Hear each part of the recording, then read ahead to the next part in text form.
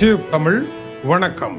சீனாவுடன் உறவு வைத்து G2 என்று கை கோர்த்த உடனேயே அமெரிக்க அதிபர் 75 வருடங்களுக்கு மேலாக அமெரிக்கா என்று சொன்னாலே எண்ணெயாக ஓடி சென்ற ஐரோப்பா அமெரிக்காவுடனான உறவை அறுத்து விலகி கொண்டது. ஒரு கதவு மூடப்பட்டால் இன்னொரு கதவு திறக்கப்படும் என்பது போல ஐரோப்பா தனக்கான புதிய கதவை சீனா நோக்கி திறந்தது. அமெரிக்கா இழைத்த தவறு ஐரோப்பாவை சமாதானம் செய்து ஐரோப்பாவை நண்பனாக வைத்தபடியே சீனாவுடனான உறவை வைத்துக் கொள்ளாமல் ஐரோப்பாவை அப்படியே காய்வெட்டி சீனாவிடம் விழுந்திருப்பதானது. சீனா தன்னை கைவிடாது என்று அமெரிக்கா எடுத்திருக்கின்ற தவறான முடிவிற்கு மிக சரியான பாடம் ஒன்றை கற்பிப்பதற்கு ஐரோப்பா புறப்பட்டிருக்கின்றது. ஐரோப்பா அமெரிக்காவை விட்டு தனி வழி நடக்கின்றது என்பது தொடர்பாக இன்று டென்மார்க் சேவை ஒன்றில் வெளியாகி இருக்கின்ற சர்வதேச விவகார ஆய்வு கட்டுரையினுடைய தமிழ் வடிவத்தை பார்க்கலாம்.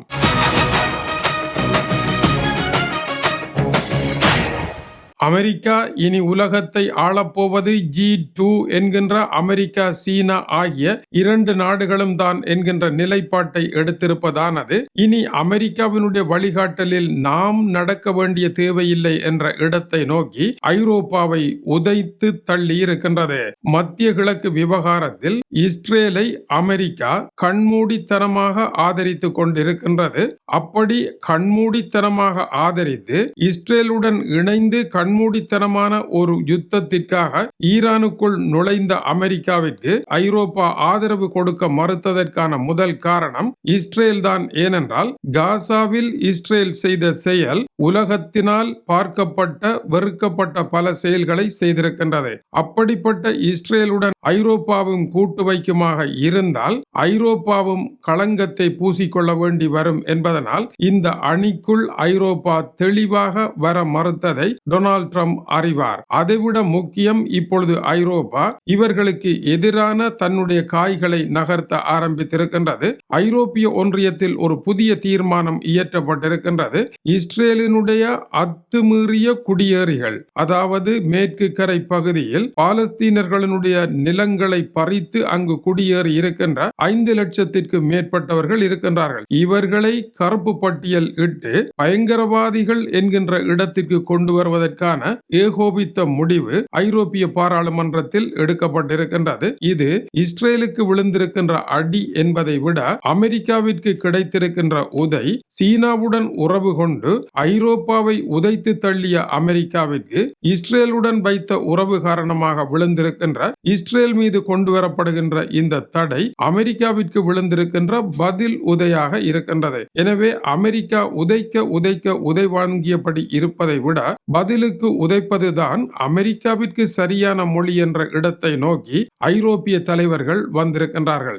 இதுவரை காலமும் அமெரிக்கா படைகளை விலத்த போகின்றேன், ஜெர்மனியிலிருந்து 5000 படைகள் வெளியே, போலந்தில் ராணுவ பயிற்சிக்கு அனுப்ப இருந்த 4000 படைகள் நிறுத்தம், அதுபோல ஐரோப்பாவில் இருக்கின்ற அமெரிக்க படை தளபதிகளின் 4 நட்சத்திர அந்தஸ்தை குறைத்து 3ஆக்கி அவர்களுக்கு மேலே தங்களுக்கு விரும்பியவர்களை கொண்டு வருவதற்கு சற்று முன்னர் எடுக்கப்பட்டிருக்கின்ற முடிவு போன்றவை எல்லாம் ஐரோப்பாவை மிரட்டும் செயல்களாகவும் ஐரோப்பாவினுடைய பொருட்களுக்கு அதிக வரிகளை விதிப்போம் என்று மிரட்டுவதும் முதலில் ஐரோப்பாவிற்கு அதிர்ச்சியை ஏற்படுத்தியது. நாளாவட்டத்தில் அது ஒரு பாடமாக மாறி இதை கணக்கிலேயே எடுக்காமல் விடுவோம் என்கின்ற நிலை நோக்கி ஐரோப்பா நகர்ந்தது. அதை தவிர அமெரிக்கா என்பது நமக்கு இனிமேல் நட்பு நாடு அல்ல, அது ஒரு நல்ல கூட்டாளியும் அல்ல என்று நிராகரிக்க வேண்டிய இடத்திற்கு ஐரோப்பாவை தள்ளியது அமெரிக்கா தான். இப்பொழுது நிராகரித்து இருக்கின்றார்கள். இதனால் அமெரிக்காவினுடைய பகாசுர நிறுவனங்களுக்கு கடுமையான வரிகளும் அவர்களுடைய நடவடிக்கைகள் சமூகத்தை சீரழிக்கின்ற காரணத்தினால் அவற்றிற்கான மேலதிக தடைகளையும் விதித்து ஐரோப்பா என்கின்ற பெரும் சந்தையில் எப்படி அமெரிக்காவினுடைய ஹைடெக் பகாசுர நிறுவனங்கள் பாரிய ஒப்பந்தங்களை செய்து பணத்தை உழைப்பதற்கு வெறி கொண்டு ஓடி இருக்கின்றார்களோ அவர்களுடைய வெறித்தனமான ஓட்டத்தை முடக்கி கால்களை முறிப்பதற்கான ஒரு முயற்சியை ஐரோப்பிய ஒன்றியம் எடுத்திருக்கின்றது. ஐரோப்பிய ஒன்றிய ஆணையர் chancellor Ursula von der Leyen அமெரிக்க நிறுவனங்கள் மீது எடுக்கப்பட இருக்கின்ற நடவடிக்கைகளை மிகவும் கடினமாக அறிவிக்க இருக்கின்றார். அவர் அமெரிக்கா பற்றி எந்த அக்கறையும் இல்லாமல் காட்டமான கருத்துக்களை நேற்று முன்தினம் தெரிவித்திருக்கின்றார். அடுத்தபடியாக உக்ரைன் பேச்சுக்களில் அமெரிக்க அதிபரனுடைய நண்பர் ஸ்டீவ் விட்கோவ், அவருடைய மருமகன் ஜெரார்ட் குஷ்னர் ஆகியோருடைய பேச்சுக்களை இனி நாங்கள் நம்புவதற்கு தயாரில்லை என்று ஐரோப்பா முடிவெடுத்திருக்கின்றது. உக்ரைன் பிரச்சனை, ரஷ்யா பிரச்சனை ஐரோப்பாவின் நேரடி பிரச்சனை. இதற்கு ஐரோப்பா இல்லாமல் இவர்கள் யார் பேசுவதற்கு? இவர்களுடைய பேச்சுக்களில் நம்பிக்கை கிடையாது என்று ஐரோப்பா இவர்களை புறந்தள்ளி தானாக அமெரிக்கா இல்லாமல் தனியாக பேச முயற்சி எடுத்திருப்பது அடுத்த முக்கிய விடயம். சீனாவிற்குள் அமெரிக்கா விழுந்தவுடன் அதற்கான இழப்பை இங்கே அவர்கள் சந்திக்கின்றார்கள். ஐரோப்பா அமெரிக்காவை புறக்கணிக்க ஆரம்பித்திருப்பதானது புதிய உலக ஒழுங்கினுடைய ஆரம்பம் என்று கூறப்படுகின்றது. ஈரானின் மீது அமெரிக்க அதிபர் படையெடுத்தார். அவருடைய படையெடுப்பு வெற்றியை கொண்டாடுவதற்கு காத்திருந்த அமெரிக்க ஊடகங்களுக்கு அந்த வெற்றி எட்டாக்கனியாக போன காரணத்தினால் இப்பொழுது சீனாவுடன் செய்யப்பட்ட வர்த்தக ஒப்பந்தத்தை திருவிழா போல அமெரிக்க ஊடகங்கள் கொண்டாடி கொண்டிருக்க, அந்த திருவிழா மயக்கத்தில் அவர்கள் இருக்க மாபெரும் இழப்பு, மாபெரும் சந்தை ஒன்றை அவர்கள் இழந்து போயிருக்கின்றார்கள் என்பதுதான் அதிர்ச்சி செய்தியாக இருக்கின்றது. ஐரோப்பாவில் இப்பொழுது எடுக்கப்படும் நகர்வுகள் அமெரிக்கா மீதான நம்பிக்கை இனமாக இருப்பது அமெரிக்காவினுடைய இந்த திருவிழா கொண்டாட்டத்திற்கு உள்ளே ஒரு கவலையாக மாறி இருப்பதாகவும் சுட்டிக்காட்டப்படுகின்றது. இதுவரை உலக ஒழுங்கிற்கு அமெரிக்கர்களே தலைமை தாங்க, அவர்களின் பின்னால் செல்வது பெருமை என்று கருதியது ஐரோப்பா. இப்பொழுது அமெரிக்காவினுடைய தலைமை தேவையில்லை, தாமே தலைமை தாங்குவோம் தமக்கு என்கின்ற நிலையும், சொந்த காலில் நின்று தங்களுடைய தன்மானத்தை நிலைநிறுத்துவோம் என்ற இடத்தையும் நோக்கி ஐரோப்பா நகர்ந்திருப்பது இன்றைய ஞாயிறு முக்கிய செய்தியாகும். ஈரான் போர் விவகாரத்தில் அமெரிக்கா ஈரானினால் அவமானப்படுத்தப்படுகின்றது என்று ஜெர்மனியினுடைய சான்சலர் ஃபிரெட்ரிக் மேட்ஸ் கூறியதன் பின்னதாக அமெரிக்கா ஜெர்மனி இடையே ஆன உறவு பலத்த முரண்பாடை கண்டுவிட்டது. அமெரிக்காவிற்கு அடிபணிவதாக இருந்தால் ஜெர்மனியினுடைய வோக்ஸ்வேகன் கார்களை அமெரிக்காவிற்கு ஏற்றுமதி செய்ய, அதை வைத்து டொனால்ட் ட்ரம்ப் ஆடுகின்ற நாடகங்களை முறியடிக்க இந்த கார் உற்பத்தி நிறுவனங்களில் பலதை மூடு விழா நடத்தி சீனாவினுடைய கார் உற்பத்தி நிறுவனங்களை கொண்டு வருகின்றார்கள். ஐரோப்பா சீனா நோக்கி திரும்ப ஆரம்பித்திருக்கின்றது. சீனாவினுடைய எக்ஸ்பெங் நிறுவனம் ஐரோப்பாவில் கால் பதிக்கின்றது. இதனால் ஐரோப்பிய கார்கள் புதுவலு பெறப்போகின்றன. அமெரிக்காவை தங்கி இருக்க வேண்டிய நிலை இனி எமக்கு இல்லை என்ற இடம் நோக்கி அவர்கள் செல்லுகின்றார்கள். அமெரிக்காவும் சீனாவும் ஒப்பந்தம் செய்ய அந்த கணமே ஐரோப்பா தன்னுடைய பாதையை திசை மாற்றி விட்டது. டொனால்ட் ட்ரம்பிற்கு சீனாவில் இருக்கும் பொழுதே தெரிந்து விட்டது.